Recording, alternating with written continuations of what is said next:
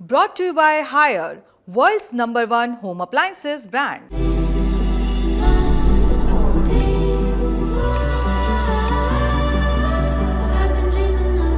Court में कानून की बातें होती हैं, राजनीति की नहीं। ये शब्द थे chief justice of India Sanjeev Khanna के, जब एक वकील ने देश की सबसे बड़ी अदालत के सामने अपनी याचिका का जिक्र करते हुए अचानक एक राजनीतिक रंग देने की कोशिश की। कौन है वो वकील, क्या है पूरा मामला और ये बात क्यों जरूरी है, और ये भारत के जुडिशियल सिस्टम पर क्या सवाल खड़े करती है, सब जानेंगे इस वीडियो में। तो यहाँ बात हो रही है एडवोकेट मैथ्यूज जे निंदुमपरा की, एक ऐसे वकील जो लंबे समय से न्यायपालिका के अपॉइंटमेंट्स में पारदर्शिता की मांग करते रहे हैं। 29 अप्रैल को भी ऐसा ही हुआ जब निंदुमपरा ने कोर्ट में कॉलेजियम सिस्टम को खत्म करने और नेशनल जुडिशियल अपॉइंटमेंट्स कमीशन यानी NJAC को लागू करने की मांग रखी। इस संबंध में एक याचिका सुप्रीम कोर्ट में दर्ज है, उसे ही लिस्ट करने की मांग उन्होंने की थी। ऐसा करने पर कोर्ट के अंदर माहौल थोड़ा गर्मा गया। लाइव लॉ की एक रिपोर्ट के मुताबिक एडवोकेट मैथ्यूज ने कोर्ट से कहा कि CJI चंद्रचूड़ ने 5 बार कहा कि इसे लिस्ट किया जाएगा। NJAC आज की जरूरत है, देश की जनता इसकी मांग कर रही है। उपराष्ट्रपति भी यही कह चुके हैं, देश की जनता इसकी मांग कर रही है। आप माननीय जजेस ने भी इस मामले को लिस्ट करने का वायदा किया था, लेकिन CJI संजीव खन्ना ने उनकी बातों को वहीं बीच में रोकते हुए कहा कि please do not put words in my mouth, यानी अपने शब्द मेरे हवाले से मत कहिए और कोर्ट में कोई राजनीतिक भाषण मत दीजिए। ये एक छोटी लेकिन बेहद अहम नोकझोंक थी। क्यों? इसके लिए इस याचिका को समझते हैं। याचिका दायर हुई थी 2022 में। एडवोकेट मैथ्यूज ने 2022 में एक रिट पिटीशन दायर की थी, जिसमें उन्होंने कॉलेजियम सिस्टम को खत्म करने और NJAC को फिर से लागू करने की मांग रखी थी।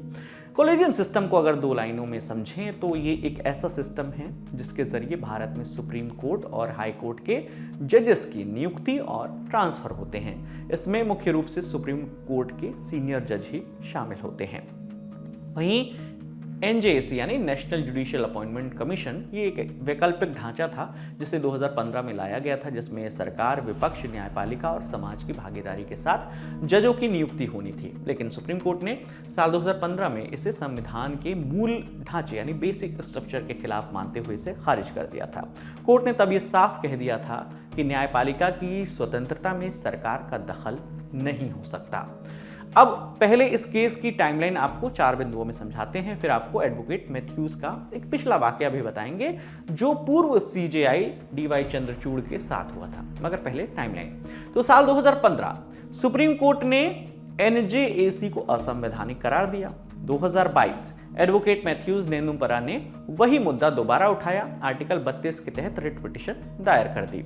सुप्रीम कोर्ट की रजिस्ट्री ने याचिका लेने से मना कर दिया, कहा कि ये रिव्यू पिटीशन जैसी है जो कि मेंटेन करने योग्य नहीं है।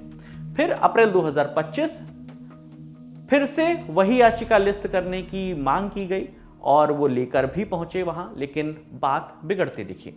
तो पिछले कुछ वक्त में NJAC और कॉलेजियम सिस्टम को लेकर बहस ज्यादा जोर पकड़ती दिख रही है, चाहे उपराष्ट्रपति जगदीप धनखड़ की आलोचना से भरी टिप्पणियां हो या कुछ सांसदों के बयान, जैसे BJP सांसद निशिकांत दुबे के कमेंट्स। लेकिन सुप्रीम कोर्ट बार बार यही कह चुका है कि NJAC को खत्म करना कोई भावनात्मक या राजनीतिक निर्णय नहीं था, वो एक कानूनी और संवैधानिक तर्क था जो न्यायपालिका की आजादी के लिए जरूरी है।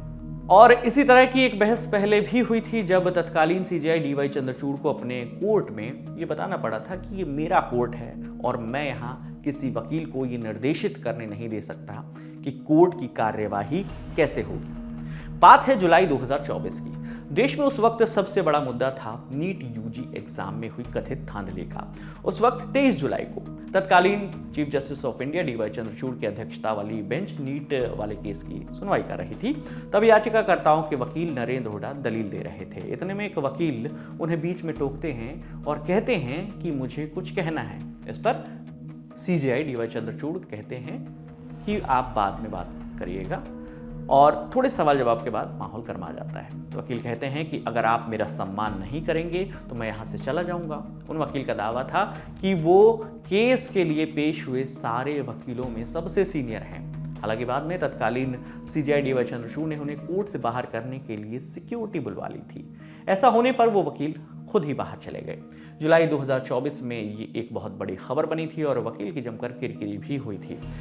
जिस वकील ने ये सब किया था वो यही है, यानी इस केस वाले एडवोकेट मैथ्यूज जे नेदुम्परा। यानी नेदुम्परा के लिए ये कोई नई बात नहीं है, पहले भी उन्होंने कोर्ट रूम के अंदर कुछ ऐसी चीजें की हैं जिनसे विवाद पैदा हुए हैं। इस पूरी बहस पर आप दर्शकों का क्या सोचना है, क्या मानना है, आप हमें कमेंट सेक्शन में ज़रूर बताइएगा।